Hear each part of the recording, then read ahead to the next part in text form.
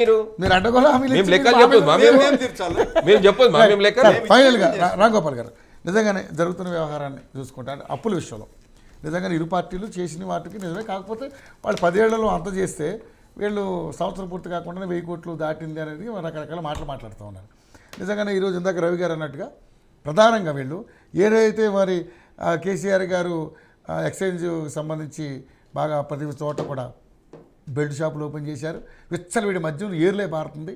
ఇక మొత్తం ఎక్కడ చూసినా నిరుద్యోగుల్ని తాగుబోతులు చేశారని చెప్పేసి రకరకాల విమర్శలు చేశారు. బీజేపీ చేసింది అండ్ కాంగ్రెస్ చేసింది.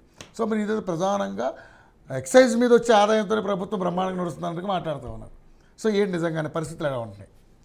ఇప్పుడు రవి అప్పు చేయండి నడవదు. రాష్ట్ర ప్రభుత్వానికి నడవదు, కేంద్ర ప్రభుత్వానికి నడవదు. 2 రకాలు తెచ్చి పంపిణీ చేయడం ఏదైతుందో production oriented, non production oriented. ఉచితాలు పంచడానికి అప్పు చేసినాం అనుకో వడ్డీ బర్డెన్ పడుతుంది. అదే ప్రొడక్షన్ ఓరియంటెడ్ ఇప్పుడు బీజేపీ గవర్నమెంట్ నేషనల్ హైవేస్ ఇస్తుంది. టోల్ ట్యాక్స్ విపరీతం వసూలవుతుంది. అది దానికి పెద్ద కష్టమేం కాదు. రోజుకి 28 కిలోమీటర్లు వాళ్ళు నేషనల్ హైవే వేసుకొస్తున్నారు. అయినారా ఒకప్పుడు 2-3 నిజంగానే మరీ దారుణంగా అంతంత రేట్లు పెట్టడం కూడా కరెక్ట్ కాదు సార్. ఎందుకంటే సామాన్యుడు ఎవడు కూడా తిరిగే పరిస్థితి కనబడలేదు. లేదు రవి. సామాన్యుడు ఎవడేమన్నారు, వాడు అది రోజు కూలి చేస్తాడు, 100 రూపాయలు పెట్టి క్వార్టర్ తాగుతాడు. ఇక్కడ పెట్రోల్ 5 పెరిగిందో 2 పెరిగిందో అనగానే ఓ అని ఇక లొల్లి లోకం వస్తుంది. ఇక్కడ నాన్ ప్రొడక్టివ్ పర్పస్ ఏదైతే ఇన్వెస్ట్మెంట్ చేసిందో అది నాశనము, ఏదైతే గుదిబండ వింటారా. ఇప్పుడు మన ఏదైతే ఉందో ఈ ప్రొడక్షన్ ఓరియంటెడ్ తీసుకొచ్చిన దాంట్లో ఇప్పుడు కాళేశ్వరం ప్రాజెక్ట్ కానీ ఇరిగేషన్స్లో కానీ వాటర్ సెస్ కలెక్షన్ చేస్తున్నారు. ఊళ్ళల్లో పంట పొలాల మీద ఎకరానికి ఇంత అని వాటర్ సెస్ కలెక్షన్ చేయాలి. ఇప్పటికీ ల్యాండ్ రెవెన్యూ ఒరిస్సాలో కానీ యూపీలో కానీ మహారాష్ట్రలో కానీ భూమి శిస్తు వసూలు చేస్తారు. ఇక్కడ ఎన్టీ రామారావు రాగానే 83లో నేను భూమి శిస్తు మొత్తం మాఫీ చేసి పడేసిన ఆయనే. వాటర్ సెస్ కలెక్షన్ చేయాలి కదా, చేస్తలేదు. లోకల్ బాడీస్కి సెస్ వస్తుంది 25% మొత్తం. దాంట్లో లోకల్ బాడీకి సెస్ వస్తుంది. అవన్నీ ఏం లేదు. మొత్తం ఏదైతుందో రెవెన్యూ డిపార్ట్మెంట్, రెవెన్యూ అంటే ఆదాయం అన్నారు. రెవెన్యూ అన్నది కలెక్షన్ పక్కకు పెట్టేసి ఓన్లీ ల్యాండ్ రికార్డ్స్ మేనేజ్మెంట్ పర్పసే ఉన్నది. అటువంటి దగ్గర ఇక్కడ వాటర్ ఇప్పుడు ప్రాజెక్టుల కింద ప్రతి ఎకరానికి 200-300 అదే వాటర్ సెస్ వేస్తే కడతారు. మిగతా రాష్ట్రాలలో ఉన్నారు కదా, ఆన్లైన్ సిస్టమ్ ఉన్నది. ఒరిస్సాలో కూడా చూసుకోర్రి. అట్లా ఈ రకంగా ఏదైతే ఉందో ప్రొడక్షన్ ఓరియంటెడ్ కాకుండా నాన్ ప్రొడక్షన్ ఓరియంటెడ్లో పోయిన బీఆర్ఎస్ గవర్నమెంట్లో ఎక్కువ దండుగులు జరిగినాయి. 22,000 కోట్లు, కేవలం 22,000 కోట్లు అనర్హులకు రైతు బంధు కింద పోయింది. 600 ఎకరాల్లోనికి, 300 ఎకరాల్లోనికి, రాళ్ళు రప్పలు ఉన్నోనికి, ప్లాట్లు ఉన్నోనికి, పనికిరాని గుట్టలకు పొట్టలకు ఇష్టం ఉన్నట్టు మంచిది. అది దుబారా వ్యవహారం అన్నది. ఇక్కడ ఎలిజిబుల్ ఎవరు, ఇనెలిజిబుల్ ఎవరు? సరి అయిన రైతుకు ఏదైతే ఉందో వాస్తవంగా కల్టివేట్ చేసినానికి నువ్వు రాయితీ ఇవ్వాలి. ఇక్కడ నువ్వు సీడ్ ప్రొవైడ్ చేయి, ఫెర్టిలైజర్ ప్రొవైడ్ చేయి, పెస్టిసైడ్ ప్రొవైడ్ చేయి, ఏదైతే ఉందో మిషనరీ ప్రొవైడ్ చేయి సబ్సిడీ మీద.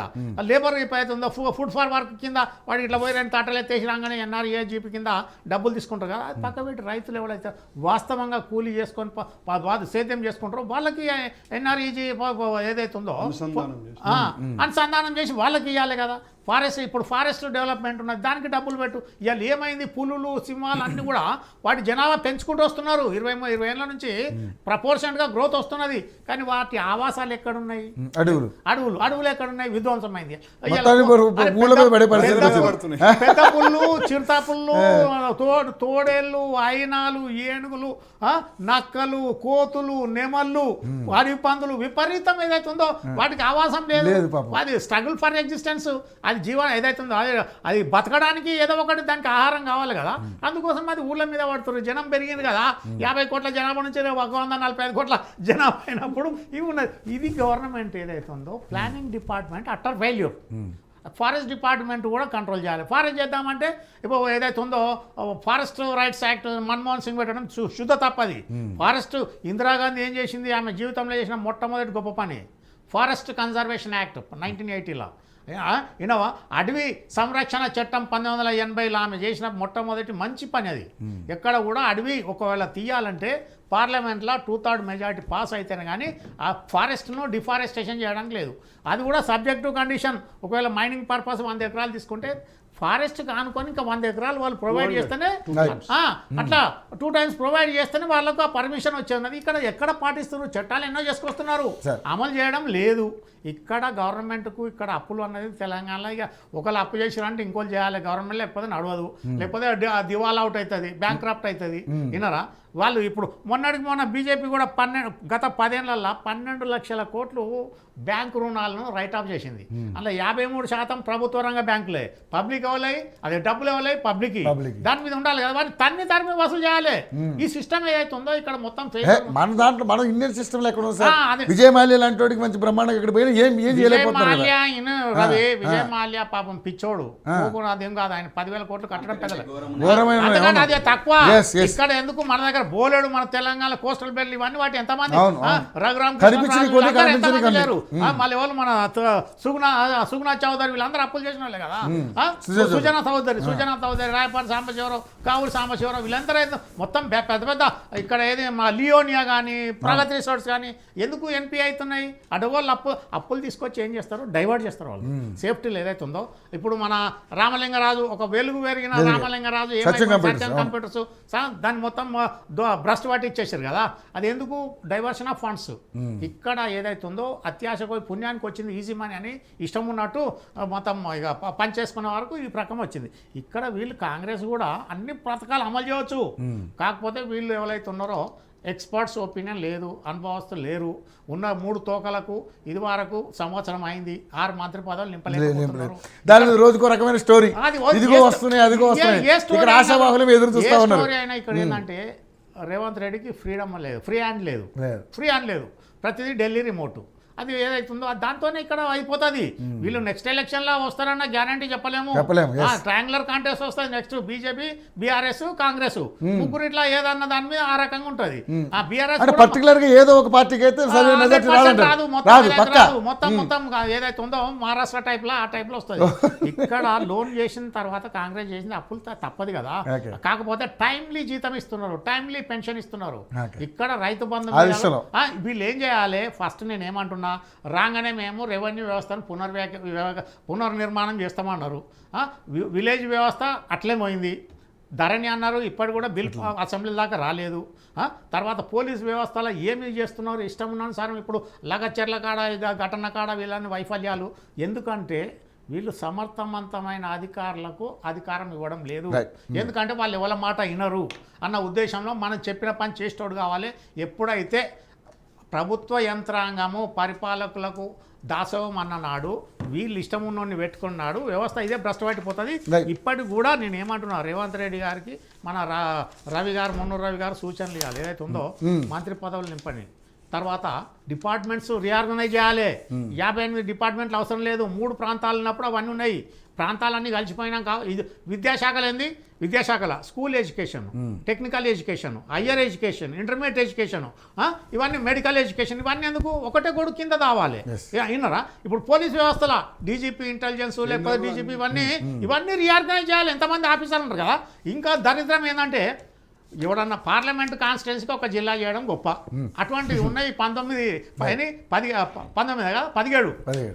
ఇటుకి 33 జిల్లాలు అయిపోయినాయి.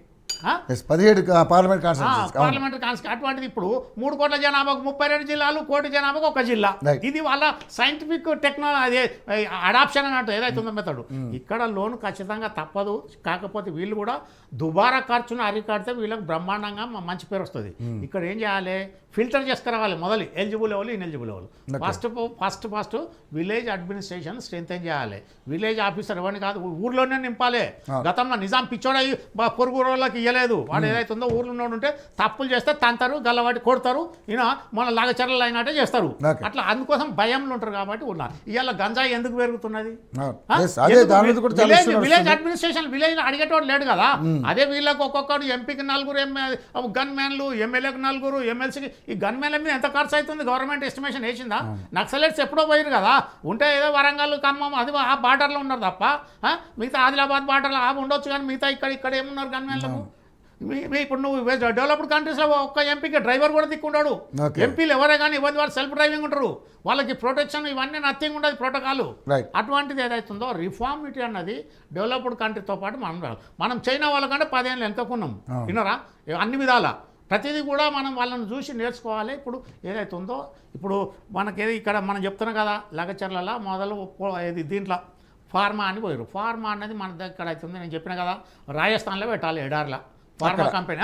నీకు గంగా కెనాల్ ఉన్నది కదా, ఆ గంగా కెనాల్ గంగానగర్ శ్రీ గంగానగర్ కెనాల్ పోతుంది, ఆడికెళ్ళి నువ్వు అది ఎడార్లో నువ్వు పెట్టు, పంపింగ్ చేయు, పొల్యూషన్ వస్తే అక్కడ ఎడార్లు ఏమి వచ్చేది లేదు సచ్చేది లేదు కదా. ఆ రకంగా చేయకుండా ఇడిచిపెట్టి ఏదైతే ఉందో బంజరు భూములు పాడి పంటలు ఉన్న భూములలో చేసి ఎడారి ప్రజల యొక్క జీవనోపాధిని ఇక్కడ నాశనం చేసి అమెరికా వాడు ఏందో తెలుసా, మొత్తం డెవలప్డ్ కంట్రీస్లో వాళ్ళ సిస్టమ్ ఏంది, వాళ్ళ దగ్గర ఏం పొల్యూషన్ ఉండకూడదు. పెట్రోల్ పక్కకెళ్ళే తెచ్చుకుంటాడు, మొత్తం కెమికల్స్, బల్క్ డ్రగ్స్, రీరిఫైన్డ్ వాడు రిఫైన్డ్ కాదు, రీరిఫైన్డ్ డ్రగ్స్ ఇంపోర్ట్ చేసుకొని చేస్తాడు. ఈ రకంగా వీళ్ళు చేయడం కరెక్టే. కానీ కాకపోతే ఏదైతే ఉందో ఇక్కడ ఉన్న మంత్రులు కానీ రేవంత్ రెడ్డి కూడా వాళ్ళకి ఫ్రీడమ్ ఇవ్వాలి, వీళ్ళు కూడా చేయాలి. రేవంత్ రెడ్డి కూడా ఇప్పుడు టాక్ ఏమొచ్చింది, కేసీఆర్ లెక్కనే ఈయన కూడా వన్ సైడ్ లో పోతున్నాడు. అందుకోసం ఇవన్నీ బానుకోవాలంటే వీళ్ళకి రైతులను చూడాలి. ఫస్ట్ ప్రయారిటీ 20 ఏళ్ళ తర్వాత వ్యవసాయం చేసేవాడు దిక్కున్నాడు మన దగ్గర, ఇప్పటికే లేబర్ లేడు. అందుకోసం వ్యవసాయం కాపాడుకోవాల్సిన పరిస్థితి కంపల్సరీ. కాకపోతే వ్యవసాయం అగ్రికల్చర్ సెక్టర్ టాప్ ప్రయారిటీలో పెట్టాలి. ఏదైతే ఐటీ సెక్టర్ మిగతా ఇండస్ట్రియల్ సెక్టర్ అవన్నీ పోతూనే ఉంటాయి, అది పక్కకు పెట్టి చేస్తే బ్రహ్మాండంగా ఉంటుంది. కాకపోతే ఇంకొకటి బీజేపీ కొద్దిగా సైలెంట్గా ఉన్నది, ఏదో ఖాతా ఉన్నామా లేదా అన్నట్టు పోతాను. ఏదో మన కిషన్ రెడ్డి పోయి ఆ నాటకాలు వేసటి బంద్ చేసుకోవాలి, నిద్ర చేస్తాము మూసీల నదుల 1908 రవి 1908